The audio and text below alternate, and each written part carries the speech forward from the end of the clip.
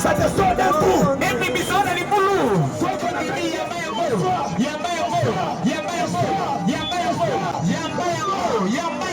Jésus. Aujourd'hui, ce n'est pas la fin de l'évangile, récupérez votre place. Mais c'est la fin de ce programme. Comme on vous l'a annoncé, je ne pars pas pour toujours. Je vais rentrer pour la continuité de la mission ici à Mwanda. Notre sous-thème de ce soir pour clôturer la campagne. Où passera-t-il ton éternité? Bien-aimé dans le Seigneur, c'est un thème interrogatoire. Alors chaque question lorsqu'elle est posée, avant de donner la réponse, il faut bien réfléchir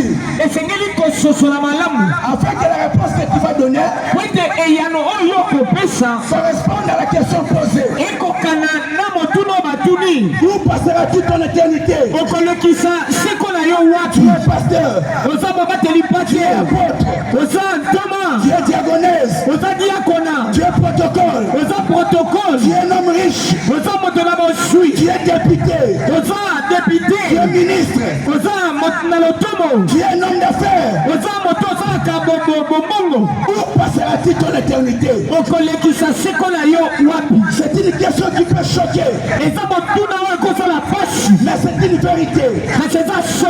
Bien-aimé dans le Seigneur, tu dois mettre ça dans ta tête que sur la terre, qui n'est pas éternel, la parenthèse s'ouvre et la parenthèse se ferme. La parenthèse de ta vie s'est ouverte le jour où tu es né. Va fermer le jour où tu mourras. Mais il y a un problème. Le problème est celui-ci. Chacun de nous ici a la connaissance du jour de sa naissance. Tu as la connaissance du jour de ta naissance. Tu es né le 20, le 30, le 15, le 2. Tu as connaissance. Deuxièmement, tu as connaissance du nombre de vies, du nombre des années que tu as déjà vécu sur la terre. Maintenant tu te dis j'ai 30 ans. Peut-être 50. Peut-être 50 ans. Mais le nombre des années qui te restent à vivre, tu n'en as pas connaissance. Ça c'est un mystère. C'est pourquoi je suis venu te rappeler où passera-t-il ton éternité? Parce que tu n'es pas éternel. Et le nombre des années qui te restent à vivre, comme tu n'en as pas connaissance, tu ne connais pas les nombres. Écoutez-moi, souvent, lorsque nous arrivons au jour de nos naissances, nous célébrons les anniversaires. Ce n'est pas mauvais. D'autres les célèbrent d'une autre manière. En organisant une fête, tu appelles les amis, vous fêtez. Et souvent, nous avons l'habitude de publier sur Facebook une année de plus. Laisse-moi te dire, il y a une année de plus, il y a aussi une année de moins. Si tu es resté 20 ans à vivre, ce n'est plus 20, ça reste 19. Mais le problème, tu n'en as pas connaissance. Comment tu conduis ta vie? Conduis ta vie, mon frère. Comment tu conduis ta vie, ma soeur? C'est la beauté qui fait de cette beauté un prétexte pour vivre une vie de luxe. Je dois te rappeler, la viande pourrie attire beaucoup de mouches.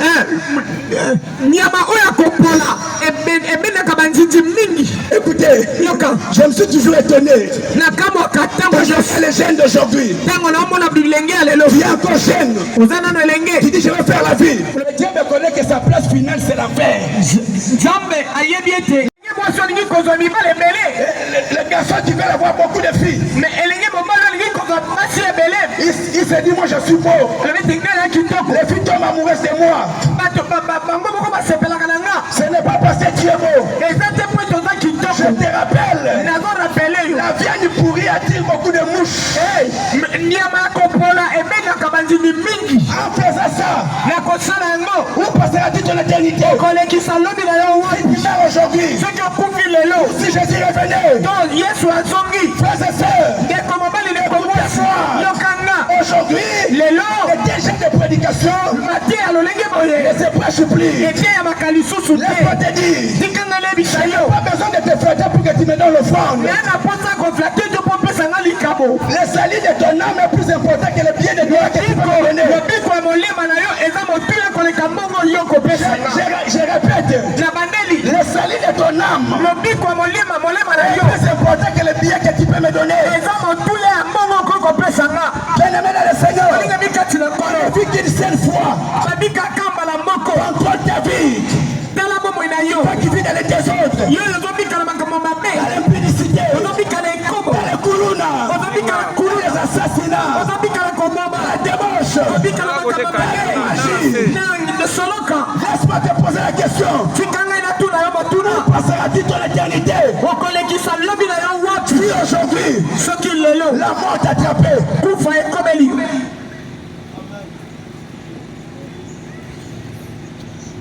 nous avons quelque chose qui est devenu habituel chez nous les humains. Si quelqu'un meurt, nous avons l'habitude de dire que ton âme repose en paix. C'est toi qui donnes la paix aux humains maintenant. Écoutez-moi, la paix de l'âme, la paix de l'âme, on la cherche quand on est encore vivant. Pendant que tu es vivant, c'est le moment pour toi de réparer avec ton Pendant que tu es vivant, c'est le moment de prendre la décision d'abandonner avec le péché. Femme mariée, si aujourd'hui on faisait passer tes enfants au test ADN, tous tes enfants appartenaient à ton mari, où passeras-tu ton éternité avec ça?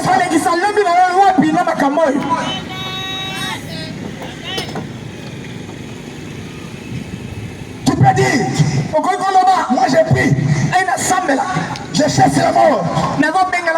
Laisse-moi te rappeler, si l'onction pouvait empêcher la mort, mais Eddie Nabala ne serait pas mort. Si la célébrité pouvait empêcher la mort, Michael Jackson ne serait pas mort. Si remplit le stade par les campagnes d'évangélisation pouvait empêcher la mort,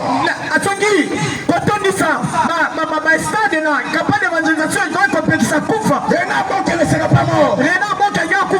Si prêcher la repentance pouvait empêcher la mort,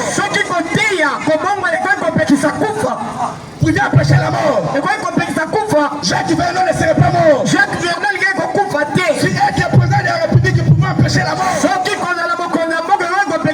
Mobutu ne serait pas mort. Bien-aimé dans le Seigneur, ta humain, il y a une limite. Aujourd'hui, repars avec Dieu, abandonne avec le péché, abandonne avec le koulouna. Viens Jésus, sois de toi. Wanda, écoute-moi, j'ai eu beaucoup de nouvelles victoires. Mais laisse-moi te dire, ces personnes qui ont créé ces rêves ici à Mwanda,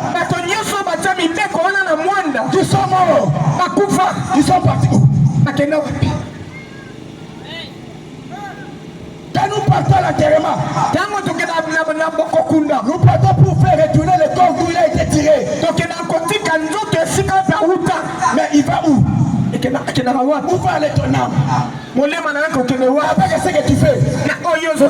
Aujourd'hui, les hommes couchent avec les hommes. À cause de l'argent, vous avez vendu votre âme. À des biens matériels. Les jeunes filles qui vendent leur corps à cause des androïdes. Où passeras-tu ton éternité? Pourquoi venir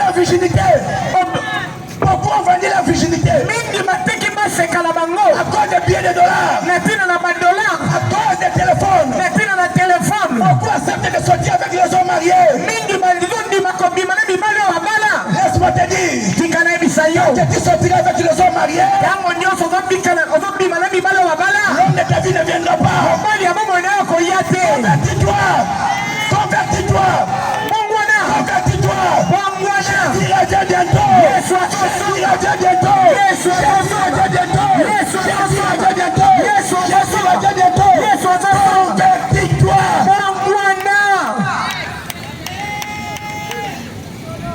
Les jeunes garçons qui essaient de sortir avec les vieilles à cause de l'argent.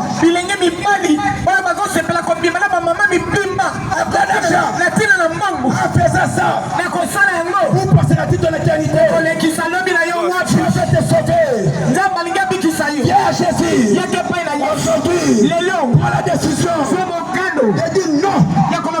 Et stop à ses habitudes. Et donner la direction de ta vie au Seigneur Jésus-Christ.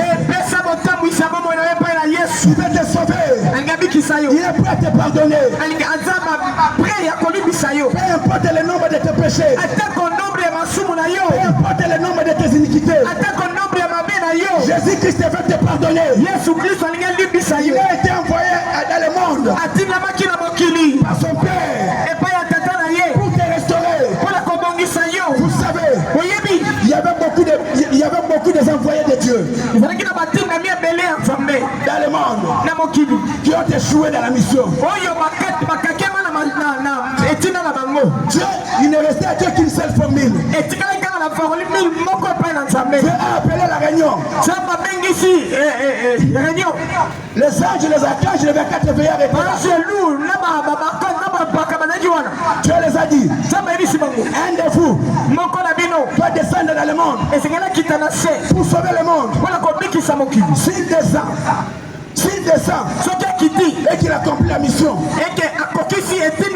voici son bénéfice. Tout tournera autour de lui. Ils ont entendu ça. Tout le monde s'est précipité.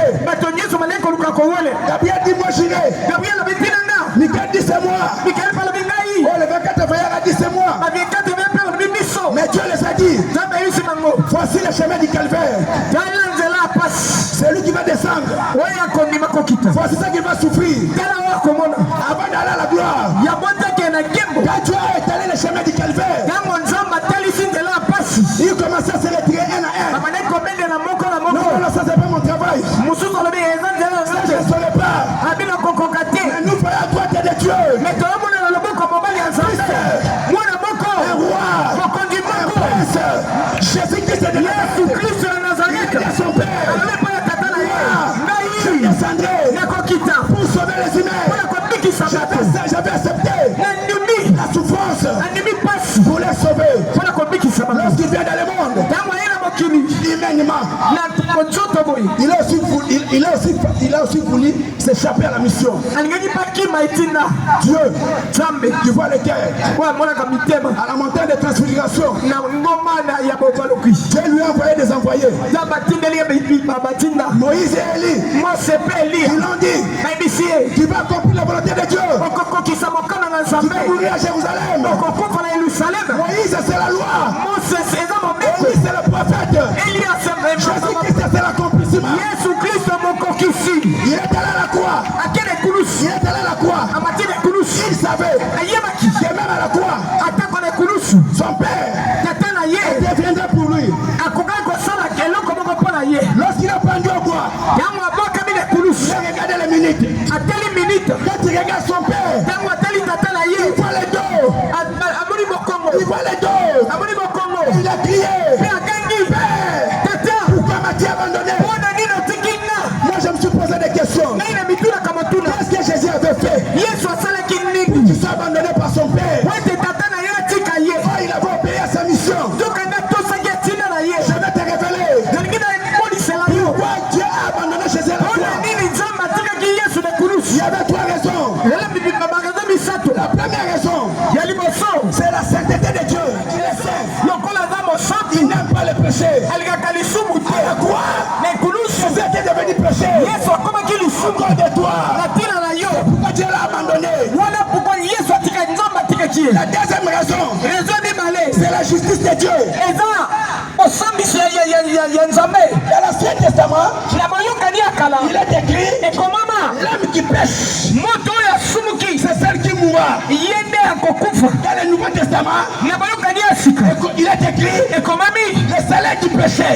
lifuti ya masumu, Le salaire du péché, lifuti ya masumu, c'est la mort. eza kufa. Comme il était devenu péché, Tala tili lokola kumaki il lisumu, a subi la mort. esengelaki akufa.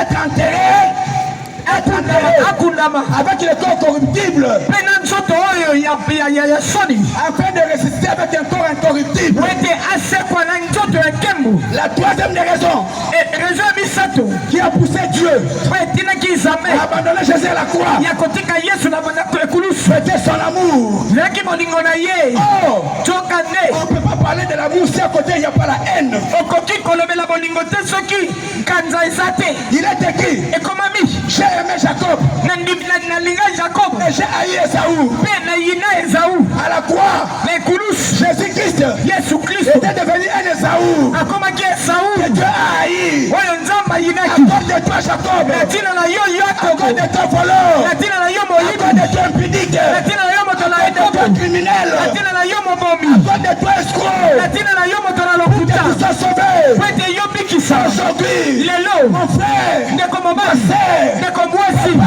nde papa, maman, mama, donne ta vie à Jésus. pesa bomoi na ye mpe na yesu. Sors de toi. na ntina na À yo, cause de tes péchés, na ntina na masumu na yo, te frapper abetamaki, et humilier. abikitizaki. Aujourd'hui, lelo Dieu nzambe a besoin de toi. ana posa na yo. Papa, n'hésite pas. papa akohésite te. Viens, yaka viens donner ta vie à Jésus. yaka kopesa bomoi na epai na yesu. Je voulais m'arrêter. nalingi natika Je te donne 1 minute. napesi yo miniti moko Viens donner ta vie à Jésus. yaka kopesa bomoi na epai na yesu. Rachète le temps. welela ntango Car po ete les jours sont mauvais. mikolo eza mabe. Il est écrit, ekomama ne te vante pas du lendemain. kobeta tolo te mpo na lobi Car tu ne sais pas ce qu'un jour peut affronter. po ete oyebi te lobi ekobota nini.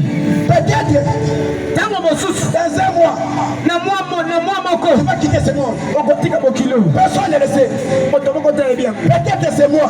ntango mosusu mwa oyo Viens donner ta vie à Jésus. yaka kopesa bomoi na epai na yesu. Viens donner ta vie à Jésus. yaka kopesa bomoi na epai na yesu. Frère, je t'en prie. ndeko mwasi nabondeli yo, Frère, je t'en prie. ndeko mobali nabondeli Viens yo, donner ta vie à Jésus. yaka kopesa bomoi na epai na yesu.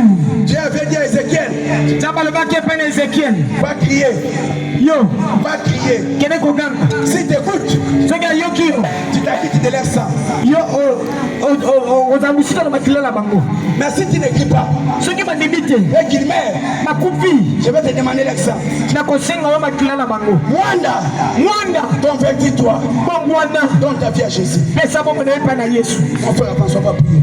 ndeko mobali pusana toki losambo. Tu vas répandre cette prière après moi. okobandela losambo oyo na nsima na nga. Donc, tu sors vite. Répétez dans mon gogo ma casse. Satan a ma sonne. sala yango na mongongo makasi. Bandela na simananga. Tata nzambe na kombo na Yesu. tata nzambe na kombo na yesu Ngai. Na tatoli. Na monoko na ngai. Kolo Yesu. Pena ndimi. Na motema na ngai. Ete. Nzambe tata. Asekusaka ye. Kati na bawa. Na biki. Na sibokozi. Ya kobengama. Mwana na nzambe. Na komi. Ekelamu ya sika. Yo satana. Na misala no mabe. Na boyo. Na bengani yo. Yo na ngai. Tokabwani. Pona lipela.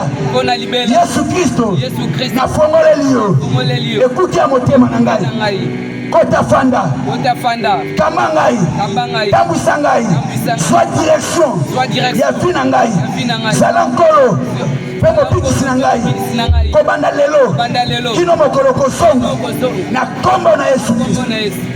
Reste silencieux, je vais prier. Nous venons d'accomplir encore, Seigneur, une fois de plus l'ordre suprême. Ce bien-aimé, devant toute cette foule, n'a pas eu honte de donner sa vie à Jésus.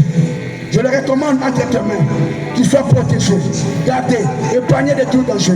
Que cette semence que nous avons sémée à lui, que cette semence, Seigneur, chère, avec au travers de lui, que des multitudes connaissent aussi Jésus. Je proclame que c'est un grand serviteur. Père, les lois coutumières, les lois établies vie sur lui n'ont plus aucun pouvoir au nom de Jésus-Christ. Merci Saint-Esprit de faire de sa vie, de son compte à demain, qu'il soit rempli de ta plénitude au nom de Jésus-Christ. Moi et la foule, nous crions gloire à Jésus. On va prier. Avancez, avancez. On pousse en avant, pousse en avant. Avancez, pousse en avant, pousse en avant.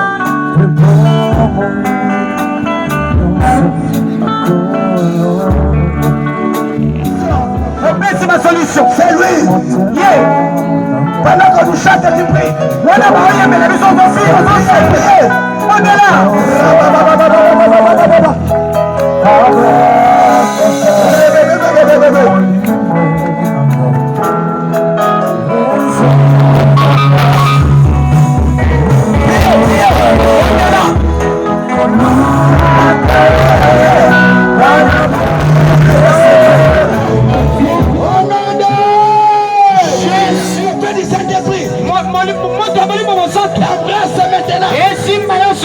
Du chemin de ta tête, la plante de tes pieds, toutes tes semences que le Père n'a pas semé dans ton corps, fibrome, appendicite, cancer, peu importe la maladie, je te sors de ce corps, je te sors de ce corps, sors, je t'accorde la guérison. Je te donne la guérison. Je te guéris. Reçois cette onction. Reçois l'onction de la guérison. Reçois l'onction de la délivrance.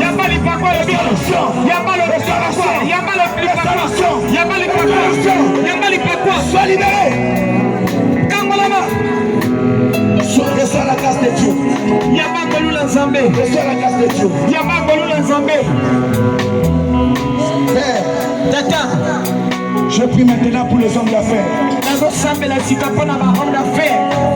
Même celui qui fait une petite activité. Pour prêcher l'évangile. Nous avons besoin d'argent. C'est avec des énormes difficultés financières qu'on a organisé cette campagne.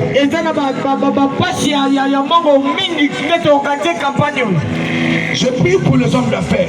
Pour clamer que vos activités prospèrent. Que tes activités prospèrent. J'ouvre devant toi le chemin de Dubaï. J'ouvre devant toi le chemin de Dubaï. Le chemin de la Chine. De Thaïlande. Va de l'avant. De l'onction de la prospérité. L'onction financière. Te touche. Reçois ton partage. Au nom de Jésus-Christ. Élevons nos mains. Merci à Dieu pour la guérison. Pour la délivrance. Pour le salut. Lève tes mains. Dis-le merci. Dis-le merci. Merci. Il t'a guéri. Il t'a sauvé. Il t'a sorti du trou. Il t'a délivré. Pendant ces 3 jours. Au nom de Jésus. Est-ce qu'on peut pousser le cri des gens pour vous?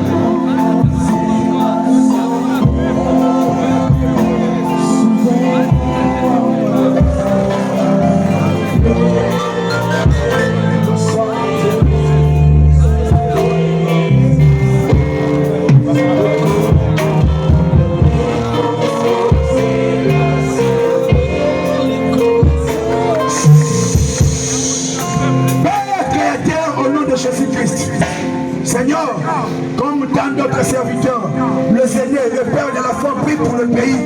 Seigneur, je me mets aussi dans cette lignée. Je prie pour le pays. Que Que la RDC soit bénie. Que la RDC connaisse la paix. Que la RDC connaisse la tranquillité. Que la RDC connaisse la stabilité. Je proclame et je prophétise. Ce pays restera un et indivisible au nom de Jésus-Christ. Père, toute personne, tout politicien qui a des pensées négatives contre ce pays, qu'il soit confondu, peu importe sa fortune, au nom de Jésus-Christ. Il est écrit, ceci c'est pour sur les chars, c'est là sur les chevaux, mais nous invoquons le nom de l'Éternel notre Dieu. C'est sur toi que nous appuyons, nous plaçons notre confiance. Père, soutiens la RDC. Merci pour la paix et la tranquillité. Que la guerre de l'Est prenne fin, car il y a un temps pour toutes choses. Au nom de Jésus-Christ, nous prions Amen. Et de la Guinée.